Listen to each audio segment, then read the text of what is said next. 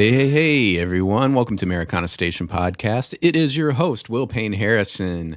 And today on the podcast, I have an incredible guest, Zach Russell, who just released his EP. And it's really, really good. One of the best EPs I've heard this year, and I'm excited for you to hear it all. Happy Valentine's Day. Well, it will. By the time you hear this, it'll probably be after Valentine's Day, so go get that candy. If you're in Nashville, you probably can't, though, because there's about to be a snowstorm this Monday, the day after Valentine's Day, the day that this releases. My Valentine this year is my sweet new baby daughter, Evelyn. And I'm really, really proud that I am a dad now, and that's exciting news. It's also the reason why I had to slow down a little bit on this podcast. Can't do it weekly anymore. Trying to do it every 2 weeks. What else is going on? Lots of new music. I want to give a shout out to my good friends, Dave's Highway. They just released a 2-song EP, and they are trying to get play on modern country radio. I mean, these songs are great. They sound awesome. These are good friends of mine. If you don't know Dave's Highway, both Zach and Delaney sang harmonies for Jacqueline, my first single on Living with Ghosts, as well as, there's another song on there that they sang on. It's the gospel, and I can't think of the name of it right now. But yeah, they're a brother-sister trio that are doing some pop country songs. So if you're into pop country type stuff, you definitely should check out Dave's Highway. They're really good friends of mine, and they've actually been on the podcast before. I think they did the Americana Fest episode way back in the day, like almost 2 years ago now. Zach has a new record out, which is incredibly great. I know Eric Bolander has a new single coming out or just came out, and he's going to be on the podcast soon. The Rough and Tumble have some new music out. Check out their new music. They're incredible. I spoke to them the day after I spoke to Zach, actually, and they'll be up on the podcast soon. If you have any suggestions on people that should be on the podcast, please send me a message. I'm at Will P. Harrison on Twitter, or you can send it to at Americana Station, no A, on Twitter as well. I'm also at Will Payne Harrison, Payne, because that's my artist name, on Instagram. But, the handles aren't long enough on Twitter, unfortunately. So I'm at Will P. Harrison, no Payne, just P, on Twitter. But yeah, so if you have any up-and-coming musicians that you want to suggest, definitely get at me. Twitter's the one I do the most, and of course Instagram, I post funny memes and stuff in my stories and occasionally post pictures. You can see my announcement with my cigar, the day after I think my daughter was born, on my Instagram page as well. What else is going on? The world is hopefully getting better. Hopefully touring will open up later this year. I've had a few people reach out to me about possibly doing some shows later in the year, and that's exciting to me. And I hope that other people, other musicians, are getting similar offers, and that things are starting to look brighter, and that we can get out and play hopefully by the end of 2021. Oh yeah, I started pre-production on my record. I have demoed most of the songs. I have some exciting surprises coming up on the record. And so make sure that you follow me on all the social media platforms so you're updated. And I think I might be doing some Bandcamp or Patreon type stuff soon. So we'll get that kicked off. I'm definitely going to be doing some vinyl records and things like that. So make sure that you are following me if you are interested in my music. Make sure you're also following It's Zach Russell on Instagram and Twitter and all that stuff. Zach is killing it. This music sounds so good. It's such a great record. I'm really proud to have him on. I'm glad that he asked to be on. So we're going to get started with that. But first, I'm going to ask you one thing. If you enjoy this podcast, and I hope that you do, would you please go rate and review? Give us a little 5-star review on Apple Podcasts or whatever your favorite podcast platform is. and just leave a little review. Just say something nice about it. It really helps with. We got to beat out the Keekers and Ferg podcast. You know, they're the number one podcast, and they threw some shade on me on last week's episode or a couple of weeks ago. So I need your help to beat Keekers and Fergs and become the number one podcast. Yeah. So without further ado, we're going to start talking about Zach Russell. Zach Russell is a country singer-songwriter from Caryville, a small mountain town in East Tennessee. His father worked in the coal mines and his mother worked in healthcare as a nurse. He grew up playing guitar and singing old hymns in Southern Baptist churches as he attended 3 times a week. After studying songwriting at MTSU in the fall of 2018, Zach took a gig selling merch for Tyler Childers and the Food Stamps, forming important relationships with members of the band who are now featured on his upcoming record, The Creek. He continues to find inspiration from his hometown and upbringing. Themes of his music include the balance of spiritual and carnal, Appalachian heritage, and working class conditions. Without further ado, here's Zach Russell. Get that. I'm gonna get that Vax, dog. Yeah, gotta get that Vax. So, man, thanks for coming on the show. I'm recording now, so we can roll with it. Yeah, man. Appreciate you coming on. I heard some of the music. You got 2 singles right now on Spotify, and you've got February 12th. You've got the full album coming out. The shit that's on Spotify right now is fire, man. It's really good. Oh, thank you, man. Yeah, I released that back in like April. That was just like 2 singles was all that was. And so this next one's I guess it's an EP. It's 5 songs. Yeah. But yeah, I'm excited about it. So where did you record the new EP at? We recorded it at Brown Owl over in Berry Hill. Hell yeah. That's a sweet place, man. It's got vibes. Yeah, it's a nice room. That's where I did the last singles too. And it's it's just comfortable in there. It's not like over the top where you feel like just out of your element, you know. It's still just like a living room vibe, and which I like. Yeah. You feel like you're like hanging at your friend's apartment, kind of. Yeah, just like you're setting up jamming in a house. Yeah. So you're originally from Caryville in East Tennessee?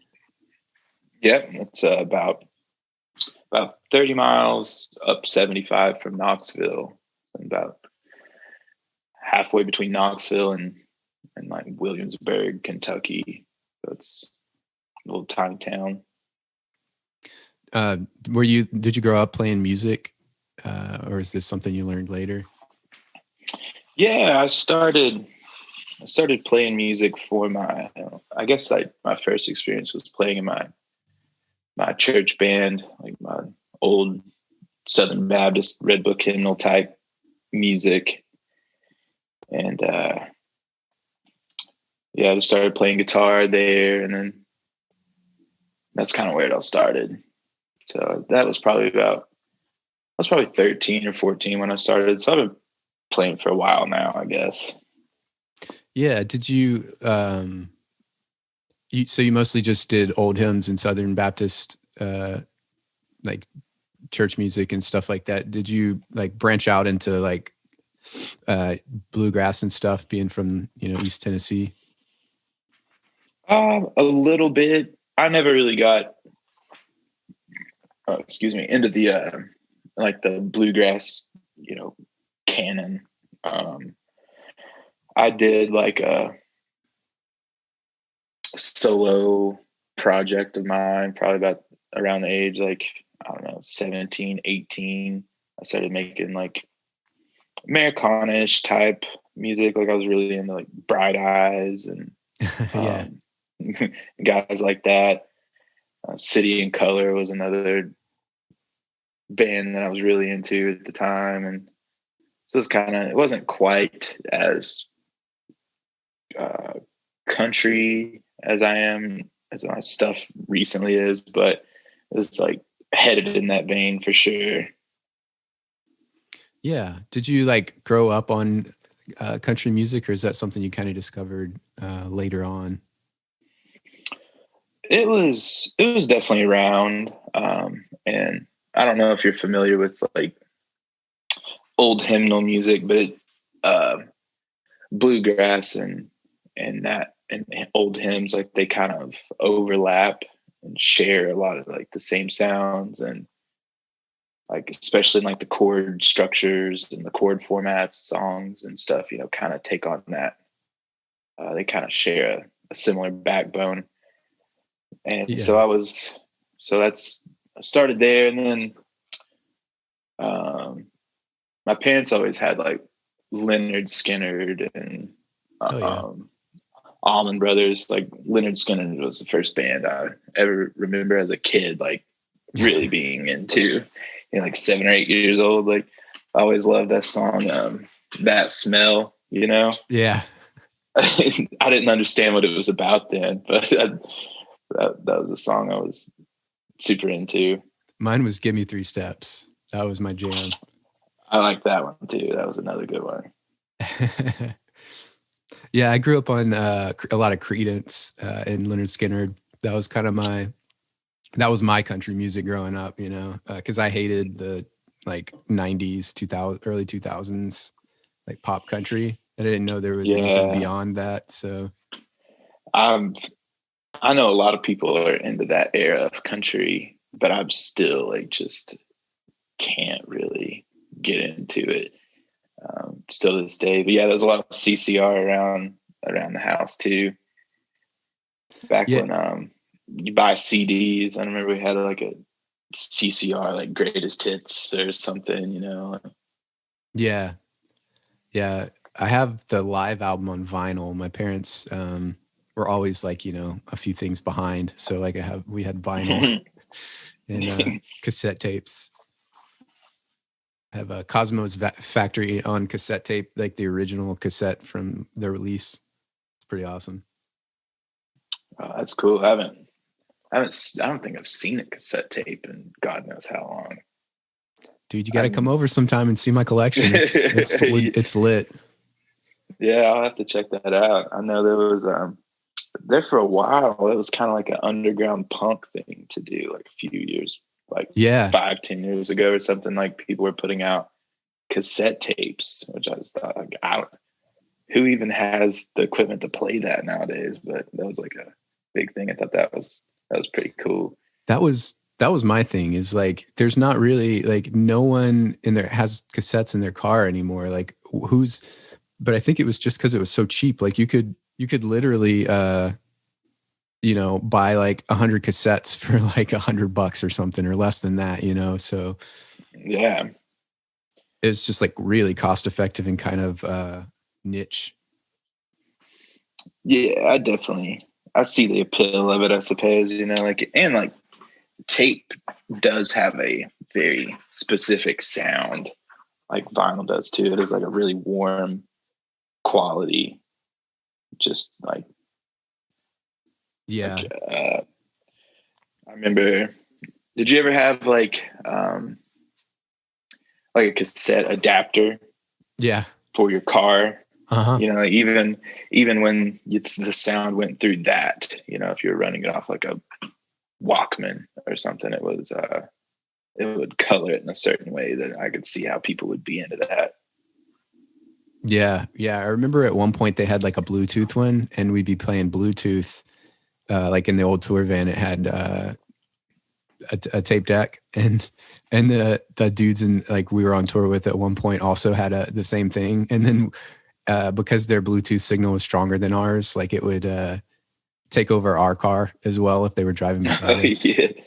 Yeah. I've done that before, you know, like set it to the radio station of your buddies in front of you and pick up what they're playing. Yeah.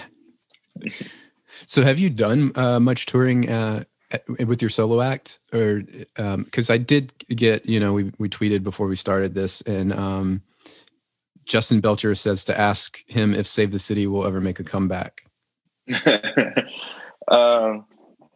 I did a little bit of touring as myself. No like big tours or anything, but I had my circuit I would hit around like Virginia and Kentucky, Tennessee, but also he's referring to, I had like a metal hardcore band when this has probably been 10, 11 years ago now. And we played quite a bit, did a decent bit of traveling, and, we all pitched in and bought like a little van and gutted it and put a lazy boy and stuff in it. But other than that, not much aside from, like touring, doing merchandise, with Tyler. Yeah. Yes. So you've been doing that since 2018? Yeah. I think it was October of 2018, I think is when I started. That's awesome. And you've actually opened for Tyler before, right? Yeah, it was to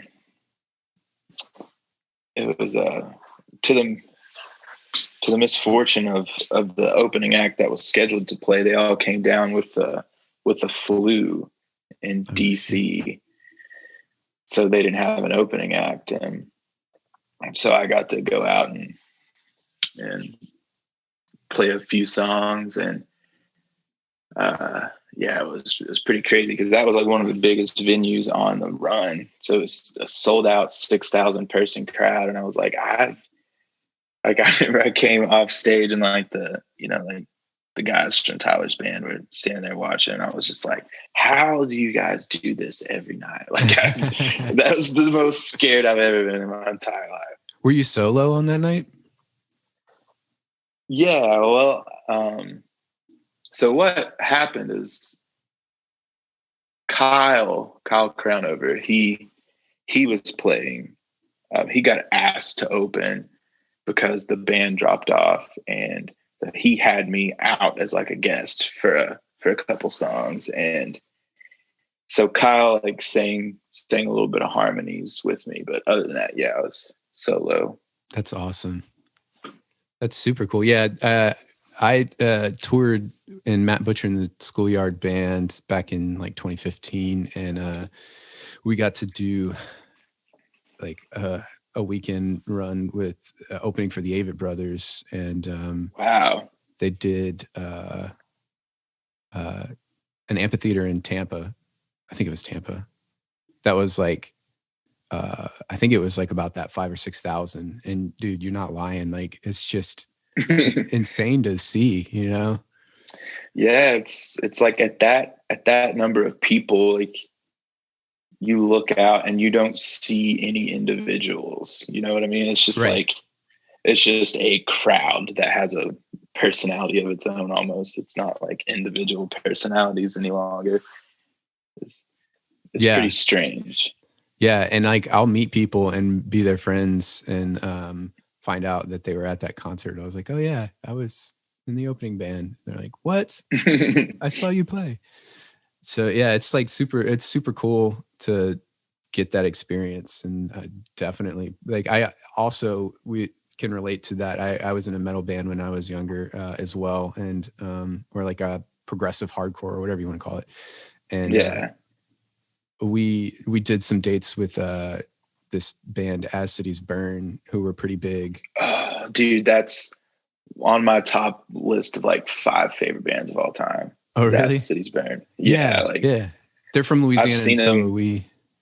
I've seen them probably 3 or 4 times too. Like, yeah, they're super cool dudes. They're still, friends of mine. But yeah, like before that, like that was like the biggest crowd I'd ever played for, maybe like 1,000 people or something like that. Mm-hmm. It's like, there's a huge difference between 6 and 1,000 people though. Oh yeah.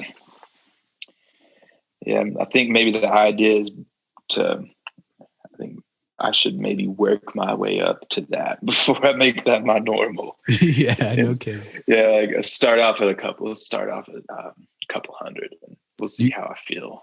You got to have you got to be able to see the hecklers, and have the shitty gigs. The PA is not working, I've definitely played my share of those, or in the corner of a bar with a TV on behind you, and it's like nobody's watching me. They're just like looking over my head, They start like clapping like very excitedly, and you're like, oh, they like that song. But it's like, no. Their favorite sports team just scored. The sports team just sports very well, and they're very excited about it. Yeah. So you're releasing this in February 12th. Are you going to be doing any like live streams to support it or anything like that? Probably not immediately. Honestly, I've not thought about it. I may change my mind and decide to do something here soon, but at the time, I don't have anything scheduled for that. Nice. Yeah. Yeah. What, do you have a website that people can visit to see what you got going on? I just use my socials. I have a website that's being worked on currently and getting some merch lined up, and I'll have to shoot you the link for that when that gets finished. I'm still waiting on some folks to tie all those ends together. But at the time being, you can always keep up with me on Instagram or Twitter. Those are probably my two most frequented places. At it's Zach Russell with an H. Yeah, on Twitter, and then Instagram, it is Joseph Zachariah Russell was my full name. My girlfriend was just telling me the other day that I needed to make those all the same, so I'm gonna have to do that too. Yeah, your girlfriend is correct. Yeah. Except it sucks because mine's Will Payne Harrison, which on most platforms I can do, but on Twitter it has to be Will P. Harrison. So that's kind of annoying. You don't have enough letters for it or something? Right, yeah. Yeah. I think the Will P. Harrison is the limit that you can have as your name on Twitter. So lame. Yeah, I know. Well, and this podcast Twitter is at Americana Station. I made that at the A because it was too many letters. I remember seeing that and I was like, oh, I just thought maybe you're trying to be funny or something. No, I ran out of letters because it was America. And then that was just confusing because everybody was getting it wrong. So it doesn't sound like a lot of letters. I know. Americana highways. It doesn't seem like you should increase that limit a little bit. Well, yeah, Americana highways too. They're highways with HI instead of HIGH because theirs is too long. That's Twitter for you, man. What are you gonna do? What are you gonna do? So yeah, with the songs on the record, who were they self-produced or did someone produce them for you? Kyle Crownover was actually the producer on that, and he produced the last two singles as well. Oh, okay. And from the number 2 podcast. You can take that up with him. So yeah, Kyle produced those for me, and our buddy Robbie Artress did the engineering. So he's the studio brains on that for us. Who was playing on the tracks? Because it sounds really good, man. Oh, thank you. Not me. So we had Axel Coe on the drums, and then we had Chaz Covington on bass. Chaz plays for a girl named Gabby Barrett. Who's our buddy, been our buddy for a long time. Matt Helmkamp played the electrics, and he plays for Ashley McBride. Nice. And then we had Jesse Wells and James Barker from Tyler Childers' band play. So Jesse played like mandolin and fiddle, just kind of like auxiliary stuff, just kind of whatever. We let him do whatever he wanted to do because he definitely knows best. Killer fiddle player. Oh man. And James played steel. Gabe Klein played the pianos and the organs. That's awesome. So a lot of people that made me sound a lot better than what I am. Well, I mean, they just played around some pretty damn good songs, man. Well, thank you. When you're writing, like how I love to ask about the writing process. Are you someone that like completes it very quickly, or do you like sit with it for a while and kind of come back to it?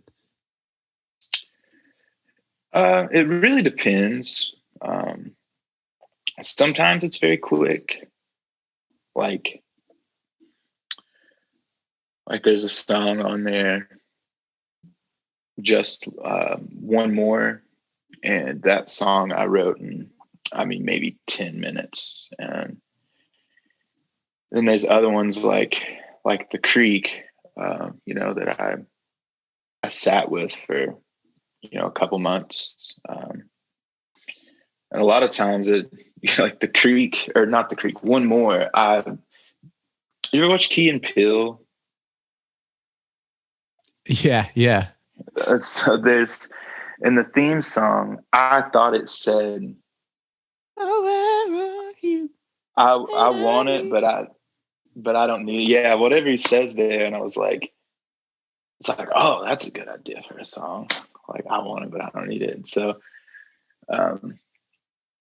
so then I just start off just one more, just kind of built up that. So it's kind of, sometimes it'll just be something that occurs to me, and sometimes I'll write an entire song's worth of lyrics while I'm smoking a cigarette, and then come back in and start playing the guitar, and it's done. And yeah. Sometimes I think of an idea and I let myself marinate on it for a while. It seems like getting started, like the first line's always like the hardest, and to kind of know where to start a story. And sometimes it's something you sit with for a while, and it's just all over the place. So you don't really have a set process. Yeah. Do you usually like start the lyrics first and then bring in the guitar? That's kind of what it sounded like you were saying. Often it seems like I have an idea. I try to start with ideas. Yeah. And really think on a topic and think on a subject and see if there's enough substance there to form something worth saying out of. And then after that, it's like, okay, well, how do I start expressing this? Am I putting myself in the shoes of someone that's experiencing this thing, this emotion, this story, or am I just describing myself? Or and then sometimes I'd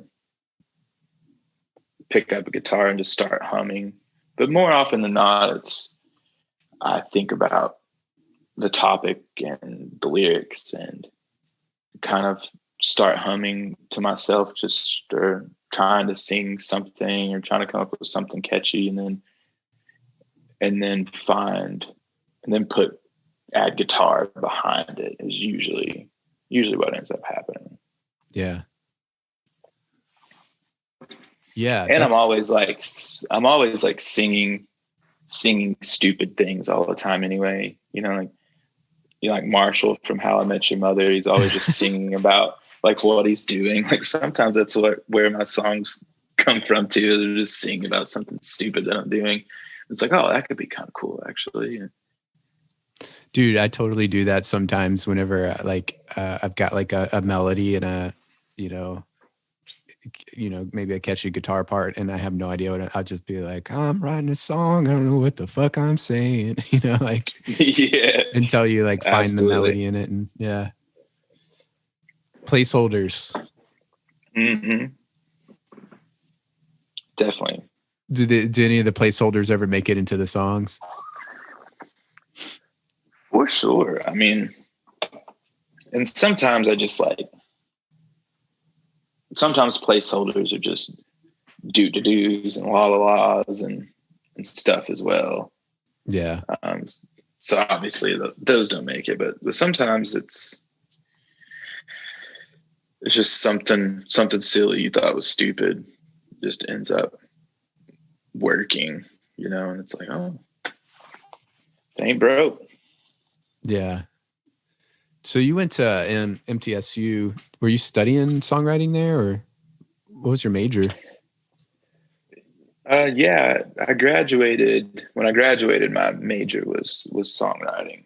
I started out as music theory, just because like I didn't really know exactly what I wanted to do when I started. And I thought music theory would maybe be more creative than what it turned out to be, which was just like analyzing like 400-year-old piano pieces and shit. And I'm just like, dude, I don't give a fuck about this. Like, right. So then I ended up switching over to songwriting because that more aligned with, what I was trying to do. Yeah. I went to school for a while for music too. I told you earlier, I graduated in PR, but I went for photography and then music. And at UL, it was, a jazz focus, which is super cool, but, again, not really what I was necessarily going for. So yeah, I went for performance in jazz bass for, I think 2.5 years before I switched over to PR and finished with a minor in music. But there's something about, music theory and like academia that just almost kills it a little bit for me. Yeah, absolutely. And I think the programs are doing a disservice to themselves by not at least curating a path for contemporary stuff, like for people to make music that people actually want to hear nowadays, like, yeah. I know like Belmont and other schools have like contemporary programs, but like I ended up, my minor ended up being in like, it was like a jazz focused guitar, I think is officially what it says. And it's just like I like to listen to some jazz music from time to time, but it's never going to be, same with classical, like it's never going to be the popular music again, like you're just churning out music, classical music teachers. Yeah. I don't know. I didn't mean to, I'm trying to get myself so you're saying blacklisted by academia. So you're saying you don't want to start a jazz trio with me? That's what I just heard. I mean, if it's fine, yeah. We just got to find a drummer, man. We got a jazz trio going. Oh, a half-assed jazz trio because neither of us graduated. We'll be the jazz minors. The jazz minors. Yeah, man. Yeah, I had one songwriting class and I was like super stoked on it. And the person that taught it is actually like she sings with the Time Jumpers sometimes. She's pretty well known in Louisiana as like a country artist and Cajun artist, Yvette Landry, but it just did nothing for me because it was an elective songwriting class. So she had to work with like people who didn't know what the hell songwriting was. And then like me, who was already like writing songs and needed like to be pushed further. So it didn't do much for me. Yeah. She was teaching finger paints and you were trying to learn oils. Yeah, exactly. Yeah, we had a pretty good teacher at MTSU for songwriting. It's Odie Blackman. So he wrote like a bunch of good songs. Like he wrote "I May Hate Myself in the Morning" by Leanne Womack. Do you know that song? Yeah. So he wrote that, and "Nothing On But the Radio" by Gary Allan. He wrote that.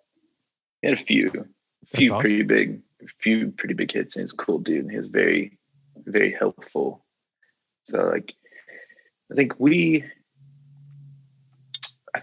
you had to have prereqs to get in that class. So it wasn't like, I think maybe you had to have had music theory or something already. So it wasn't just like anyone could get in the class, you know?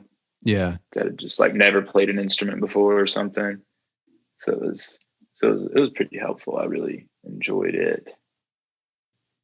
What was like the best lesson that you learned out of that kind of helped you? Because I feel like I've had like the School of Hard Knocks where I've just learned how not to do stuff from just writing so many shitty songs. Oh, dude, I've spent many years doing that as well, and still am writing a lot of shitty songs too.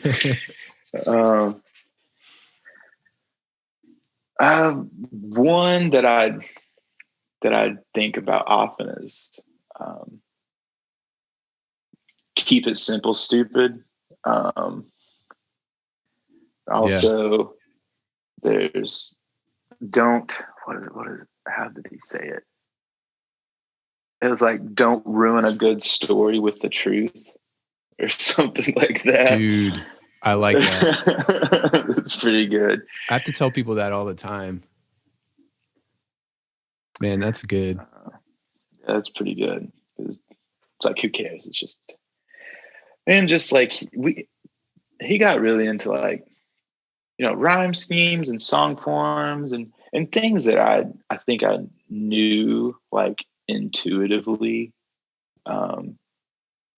but to actually have it spelled out in front of you, to really understand, because like everyone knows like what a verse and chorus, and most people probably even know what a pre-chorus or a bridge is, you know, but to really like listen to song, like, okay, find me songs that have this format or songs that have this format. And then to think about the pieces of a song differently. And then once you learn all that, you can start piecing them together in interesting ways. And so that was very helpful as well. I really like slant rhymes and stuff like that. And I didn't even know that I was doing that until I started reading like songwriting books, you know? So it's cool to have like, I guess the educational knowledge of what you're doing, even though you don't know what it's called. Yeah, absolutely. Like to reinforce it. Yeah. And then it gives more clarity to, have that vocabulary, I guess, to know why you're doing that and when you're overdoing it and stuff like that. Kind of paints a bigger picture of the structure of songwriting. And another important thing was to keep songs short. Like nobody wants to hear a 5.5 minute long like acoustic song. You know, that was one of the things he really drilled in us. It's like, tell that to Bob Dylan. Yeah. There are obvious exceptions for sure, but your general lay songwriter, 3.5 is pretty good mark to shoot for most of the time. Yeah. That's definitely a struggle I have sometimes. Oh, same. I'll like record a voice memo of something I'm working on. It's like, fuck, how is this 6 minutes long? I know. I gotta cut some pieces out. And you're like, and I didn't even add a solo yet. No. Yeah, that's definitely, yeah, like you said, keep it simple, stupid. I always think of like Crazy by, Willie Nelson or something like that, where you're like, I can't remember what the word count is, but it's like, maybe Google it, podcast land, but I think it's like 40 or 50 where it's like not many words at all. And it's like one of the most beautiful and simple songs. Same with like Blue Eyes Crying in the Rain. And like, you don't need a lot of words to say a lot. Yeah. If you choose carefully. Willie Nelson's certainly one of my idols. Like, I find myself taking a lot of his, like, because even songs that he didn't write, like, he would structure like in an interesting way, and it was something that he's someone I always pay attention to. Like, I always think about Always on My Mind. Yeah. How that song, the chorus is one line. Yeah, that's true. And you don't think about it. It just moves so smoothly until the end. And I mean, you don't think about it unless you're playing through it, and just how simple of a song that can be and how beautiful it is too. It's just, yeah. I was 36 years old before I realized that he wrote Hello Walls. So he's written so many good songs, man. Definitely has. But yeah, what's your favorite Willie album? I would have to say The Sound in Your Mind is probably my favorite one. Do you know that one? Is that from like 70s? I think so. It's the one that starts off with Lucky Old Son is the first track. I'm gonna have to look it up now. And that's probably one of my favorite Nelson recording of all time is Lucky Old Son. You'll have to look that one up. Yeah, I'm gonna look it up now and listen to it today, because I'm not sure if I have listened to it that much. Mine's definitely probably Shotgun Willie. I think it's just Shotgun Willie's good. Redheaded Stranger. Yeah, deserves a mention.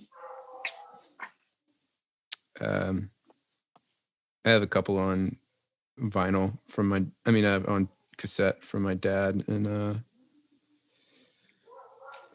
dang, he has so many albums. I think he has like 40 studio albums too.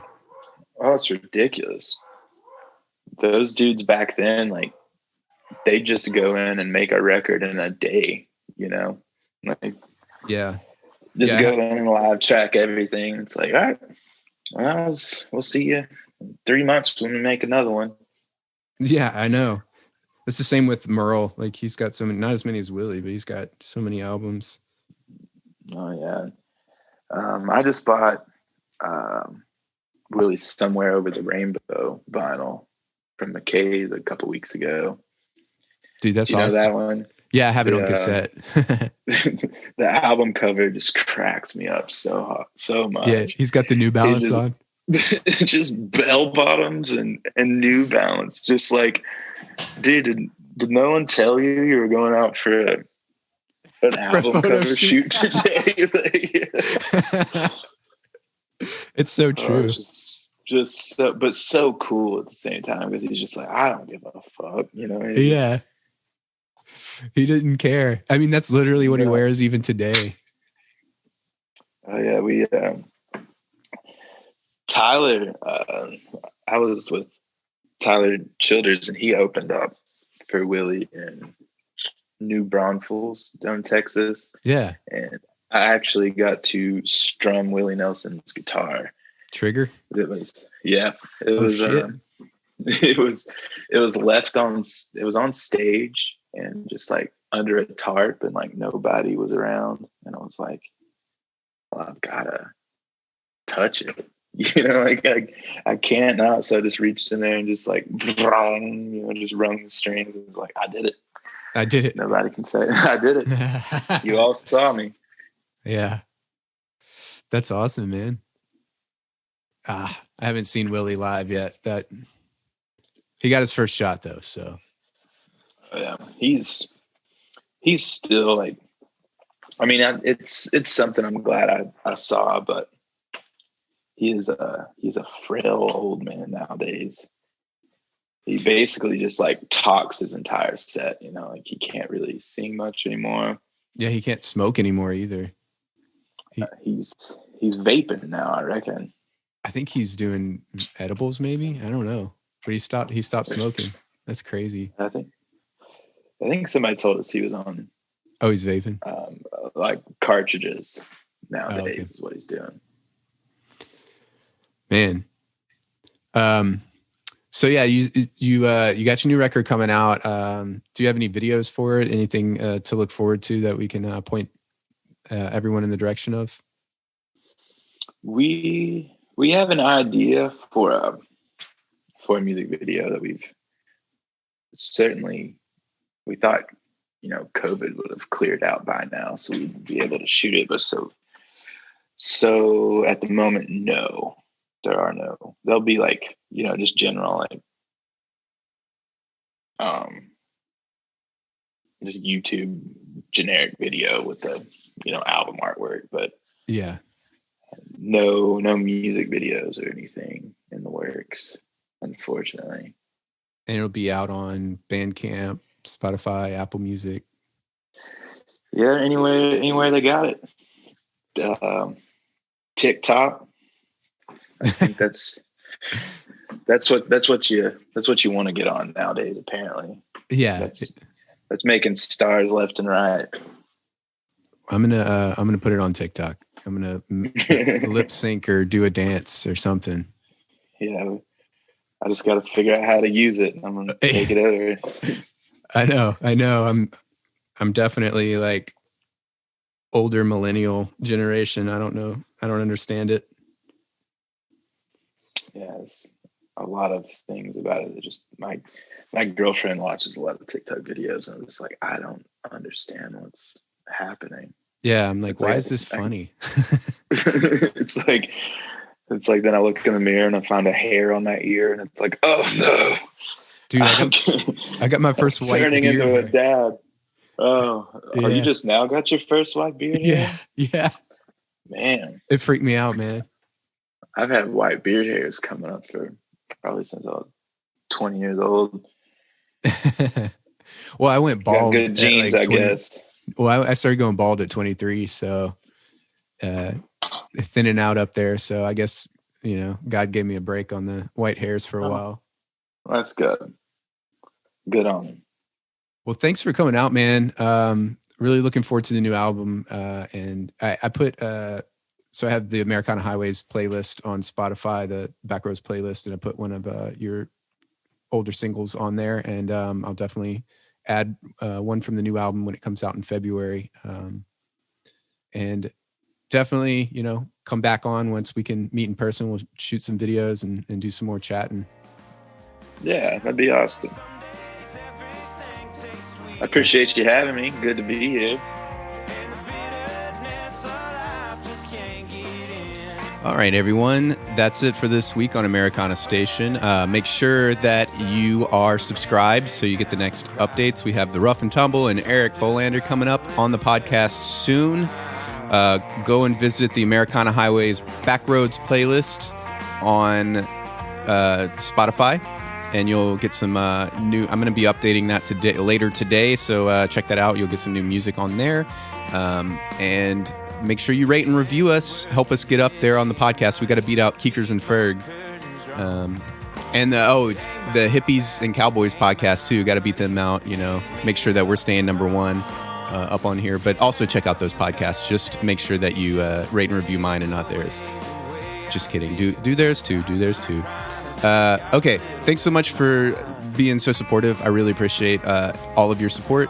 Make sure you follow me on Twitter and Instagram and all that stuff. Send me some suggestions of who you'd like to see on the show. Tell me what you like about the show and what you don't like about the show. What should I change? Or what should I add to it? I appreciate you, and we'll see you next time with the Rough and Tumble. I've just got a little dirt in mind.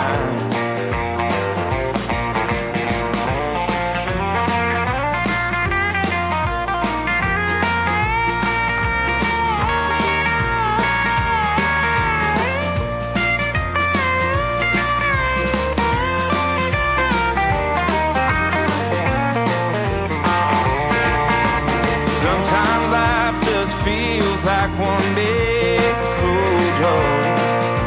Sometimes everything you love goes up in smoke. Oh, but I'm not crying, I just got a little dirt in my eye.